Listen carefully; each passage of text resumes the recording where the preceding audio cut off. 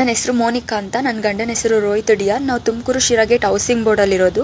ನನ್ನ ಗಂಡನ ಮೇಲೆ ಸ್ವಲ್ಪ ಕೇಸ್ಗಳಿದ್ದಾವೆ. 2 ಕೇಸಲ್ಲಿ ಶ್ಯೂರಿಟಿಯವರು ಡೆತ್ ಆಗಿದ್ರು ಅಂತೇಳ್ಬಿಟ್ಟು 17/4/2025 ಶ್ಯೂರಿಟಿ ಕಟ್ಸೋದಕ್ಕೆ ಕೋರ್ಟ್ಗೆ ಹೋಗ್ತಾರೆ. ಕೋರ್ಟ್ಗೆ ಹೋದಾಗ ತುಮಕೂರು ರೂರಲ್ ಪೊಲೀಸ್ ಸ್ಟೇಷನಿಂದ 2 PC-ಗಳು ನನ್ನ ಗಂಡನ ಹತ್ರ ಬಂದು, ನಿನ್ನ ಮೋಹನ್ ಸರ್ ಕರೀತಿದ್ದಾರೆ, ಬಾ, ಏನೂ ಇಲ್ಲ, ಮಾತಾಡಿಸ್ಬಿಟ್ಟು ಕಳಿಸ್ಕೊಡ್ತಾರೆ ಅಂತಾರೆ. ಅದಕ್ಕೆ ನನ್ನ ಗಂಡ ಅವ್ರ ಹತ್ರ ತುಂಬ ರಿಕ್ವೆಸ್ಟ್ ಮಾಡ್ತಾರೆ, ಸರ್ ಶ್ಯೂರಿಟಿ ಮತ್ತೆ ರೀಕಾಲ್ ಮಾಡಿಸ್ತಿದ್ದೀನಿ ಅಂತ ಹೇಳಿದ್ರು ಸಮೇತ ಅವ್ರು ಬಿಡ್ದಿಲ್ಲದೆ ಆಟೋದಲ್ಲಿ ಬಲವಂತವಾಗಿ ಕೋರ್ಟಿಂದ ಕರ್ಕೊಂಡು ಹೋಗ್ತಾರೆ. ಕೋರ್ಟಿಂದ ಹೋದಾದ್ಮೇಲೆ ಸ್ಟೇಷನ್ಗೆ ಹೋದ್ಮೇಲೆ ತಿರ್ಗಾ ಕೇಸ್ ಹಾಕ್ಬಿಟ್ಟು ಕೋರ್ಟಿಗೆ ಕರ್ಕೊಂಡು ಬರ್ತಾರೆ. ಕೋರ್ಟಿಗೆ ಕರ್ಕೊಂಡು ಬಂದಾದ್ಮೇಲೆ ನನ್ನ ಗಂಡ ಜಡ್ಜ್ ಸಾಹೇಬ್ರ ಹತ್ರ, ನಾನು ಕೋರ್ಟಲ್ಲಿ ಶ್ಯೂರಿಟಿ ಮತ್ತು ರೀಕಾಲ್ ಮಾಡಿಸ್ತಿರ್ಬೇಕಾದ್ರೆ ನನ್ನನ್ನು ಬಲವಂತವಾಗಿ ಆಟೋದಲ್ಲಿ ಕರ್ಕೊಂಡು ಹೋದ್ರು ಅಂತ. ಆವಾಗ ಜಡ್ಜ್ ಸಾಹೇಬರು ಮೋಹನ್ ಸರ್ ಮತ್ತು ಅವ್ರ ಟೀಮ್ಗೆ ವಾರ್ನಿಂಗ್ ಮಾಡ್ತಾರೆ, ಕೋರ್ಟಿಂದ ಕರ್ಕೊಂಡು ಹೋಗೋ ಹಾಗಿಲ್ಲ, ನೀವು ಹೇಗೆ ಕರ್ಕೊಂಡು ಹೋದ್ರಿ ಅಂತ ವಾರ್ನಿಂಗ್ ಮಾಡ್ತಾರೆ. ಅದಾದಮೇಲೆ ನನ್ನ ಗಂಡನ ಜೇಸಿಗೆ ಬಿಡ್ತಾರೆ. ಜೇಸಿಗೆ ಬಿಟ್ಟಾದಾದ್ಮೇಲೆ ನನ್ನ ಗಂಡಂಗೆ ತುಂಬ ಕಾಲು ನೋವು ಬರುತ್ತೆ. ಒಂದು ಕಾಲು ನೋವು ಏನಕ್ಕೆ ಬರುತ್ತೆ ಅಂತಂದರೆ, ತಿಲಕ್ ಪಾರ್ಕ್ ಸ್ಟೇಷನ್ನಿಂದ ನನ್ನ ಗಂಡಂಗೆ ಶೂಟೌಟ್ ಆಗಿದೆ. ಗೋವಾದಲ್ಲಿದ್ದರು ನನ್ನ ಗಂಡ. ಗೋವಾದಲ್ಲಿದ್ದಾಗ ಬೇಕು ಅಂತ ಕರ್ಕೊಂಡು ಬಂದು, ಗೋವಾದಲ್ಲಿರೋರನ್ನ ಕರ್ಕೊಂಡು ಬಂದು ಶೂಟೌಟ್ ಮಾಡಿದ್ದಾರೆ. ಶೂಟೌಟ್ ಮಾಡಿ ಮೊಣಕಾಲಿಂದ ಕೆಳಗಡೆ ನನ್ನ ಗಂಡಂಗೆ ಕಾಲಿಲ್ಲ, ಆಪ್ರೇಷನ್ ಆಗಿದೆ. ಅದಕ್ಕೆ ತುಂಬ ನೋವು ಬರ್ತಿರುತ್ತೆ. ನೋವು ಬರ್ತಿದ್ದಾಗ ತುಮಕೂರು ಡಿಸ್ಟ್ರಿಕ್ಟ್ ಹಾಸ್ಪಿಟಲಿಗೆ ತೋರಿಸ್ತಾರೆ. ಇಲ್ಲ ಹೈಯರ್ ಟ್ರೀಟ್ಮೆಂಟ್ ಅಂತ ಬೆಂಗಳೂರಿಗೆ ಕಳಿಸ್ತಾರೆ.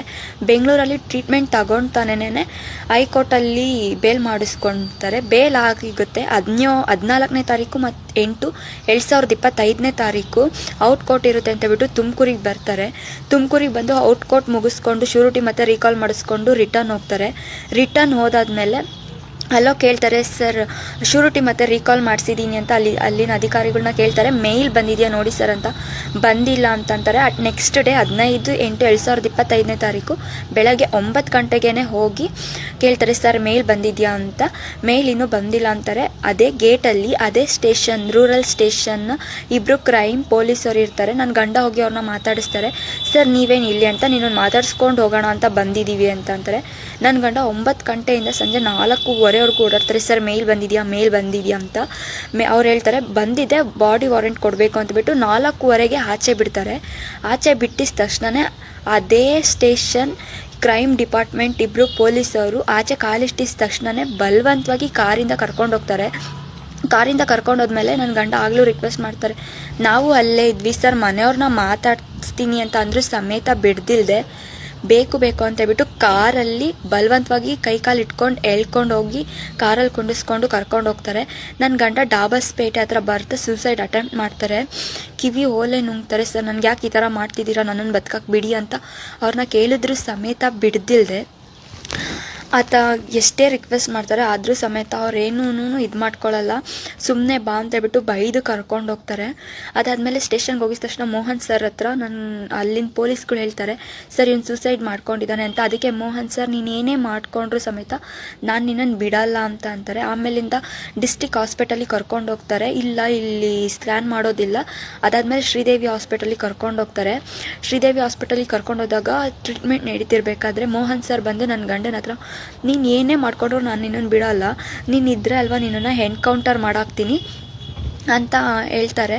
ನೀನಿದ್ರೆ ಅಲ್ವಾ ಹೋಗಿ ಜಡ್ಜ್ ಹತ್ರ ಹೇಳೋದು, ನೀನೇ ಇಲ್ಲ ಅಂತಂದರೆ ಏನು ಜಡ್ಜ್ ಹತ್ರ ಹೋಗ್ತೀಯಾ, ನಮ್ಮನ್ನು ಬೈಸ್ತೀಯಾ, ಅವ್ರು ಒಂದ್ಸಲಿ ಬೈತಾರೆ ಸುಮ್ಮನೆ ಆಗೋಗ್ತಾರೆ ಅಂತೇಳ್ಬಿಟ್ಟು ನನ್ನ ಗಂಡನ ಹತ್ರ ಹೇಳ್ತಾರೆ. ಅದಾದಮೇಲೆ ಜೈಲಿಗೆ ಬಿಡ್ತಾರೆ. ಜೈಲಿಗೆ ಬಿಟ್ಟಾದ್ಮೇಲೆ ಜೈಲ್ ಸೂಪುಡೆಂಟ್ ಮಲ್ಲಿಕಾರ್ಜುನ್ ಅವರು ನನ್ನ ಗಂಡನ ಆಪೋಸಿಟ್ ಟೀಮ್ಗಳು ಅಲ್ಲೇ ಇರ್ತವೆ. ಅಲ್ಲೇ ಇದ್ದಾಗ ಈ ಬೇಕು ಅಂತೇಳ್ಬಿಟ್ಟು ನನ್ನ ಗಂಡನ ಆಪೋಸಿಟ್ ಟೀಮವ್ರ ಹತ್ರ ಮಾತಾಡ್ಕೊಂಡು ಚೆನ್ನಾಗಿರೋದು. ಒಂದು ದಿನ ಇವರೇ ಹೇಳಿ ಒಡಿಸ್ತಾರೆ ನನ್ನ ಗಂಡಂಗೆ, ಮೂಗಲ್ಲಿ ರಕ್ತ ಬರೋ ಥರ. ಇವ್ರು ಅಷ್ಟೊಂದು ಸ್ಟ್ರಿಕ್ಟಾಗಿ ಜೈಲನ್ನ ಇಟ್ಕೊಂಡಿದ್ದಿದ್ರೆ ನನ್ನ ಗಂಡ ಆಚೆ ಇದ್ದಾಗ ಆಪೋಸಿಟ್ ಟೀಮವರು ಹೇಗೆ ಹೊಡೆಯೋದಕ್ಕೆ ಸಾಧ್ಯ? ಇವ್ರು ಅಷ್ಟೊಂದು ಸ್ಟ್ರಿಕ್ಟ್ ಇಲ್ಲದೆ ಏನಿಲ್ಲದೆ ನನ್ನ ಗಂಡಂಗೆ ಒಡಿಸಿ ಮೂಗಲ್ಲಿ ರಕ್ತ ಬರೋ ಥರ ಆಗಿದೆ. ನನ್ನ ಗಂಡಂಗೆ ಈಗ ಮೂಗಲ್ಲಿ ಅದು ಅವ್ರು ಹೊಡೆದಿರೋ ಇದಕ್ಕೆ ನನ್ನ ಗಂಡ ಮೂಗ ಆಪ್ರೇಷನ್ ಮಾಡಿಸ್ಬೇಕು.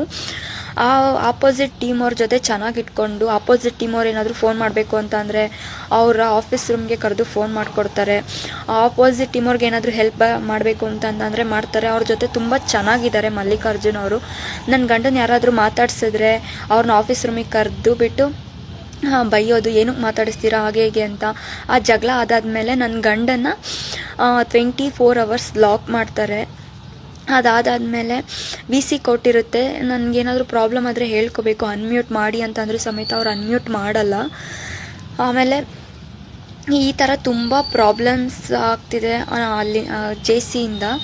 ನನ್ನ ಗಂಡಂಗೆ ಸರ್ ಯಾಕೆ ಈ ಥರ ಮಾಡ್ತಿದ್ದೀರಾ ಅಂತೇಳ್ಬಿಟ್ಟು ನನ್ನ ಗಂಡ ಒಂದ್ಸಲಿ ಕೇಳೋಕ್ಕೆ ಹೋದಾಗ, ಏನೋ ನಿಂದು ಜಾಸ್ತಿ ಆಯಿತು, ನಿನ್ನ ಹೆಂಡತಿ ನಂಬರ್ ಕೊಡು, ನಿನ್ನ ಮನೆಗೆ ಹೋಗ್ತೀನಿ ಅಂತ ನನ್ನ ಗಂಡನಿಗೆ ಕೇಳ್ತಾರೆ. ಸರ್ ನೀವು ಈ ಥರ ಎಲ್ಲ ಮಾಡಬೇಡಿ, ನೀವು ಇಷ್ಟು ದೊಡ್ಡ ಅಧಿಕಾರಿಯಾಗಿ ಈ ಥರ ಎಲ್ಲ ಮಾತಾಡ್ತೀರಾ ಅಂತೇಳ್ಬಿಟ್ಟು ನನ್ನ ಗಂಡ ಎಷ್ಟೇ ಕೇಳಿದ್ರು ಸಮೇತ ಇದು ಮಾಡ್ತಿದ್ದೆ. 24 hours ಲಾಕ್ ಮಾಡಿ ಈ ಥರ ಎಲ್ಲ ಮಾಡ್ತಿದ್ದೀರಾ ಅಂತ ನಾನು ಕಂಪ್ಲೇಂಟ್ ಮಾಡ್ತೀನಿ ಅಂತ ಅಂದಾಗ, ಕಂಪ್ಲೇಂಟ್ ಮಾಡಿದ್ದಕ್ಕೆ 24 hours ಲಾಕ್ ಮಾಡ್ತಾರೆ, ಎಂಟ್ರಿ ಕೊಡಲ್ಲ, PCS ಲಾಕ್ ಮಾಡ್ತಾರೆ, ಫೋನ್ ಮಾಡೋದಕ್ಕಂತೂ ಕೊಡೋದಿಲ್ಲ. ಅದಾದಮೇಲೆ ನನ್ನ ಗಂಡ 5 ದಿನ ಊಟ ಬಿಡ್ತಾರೆ.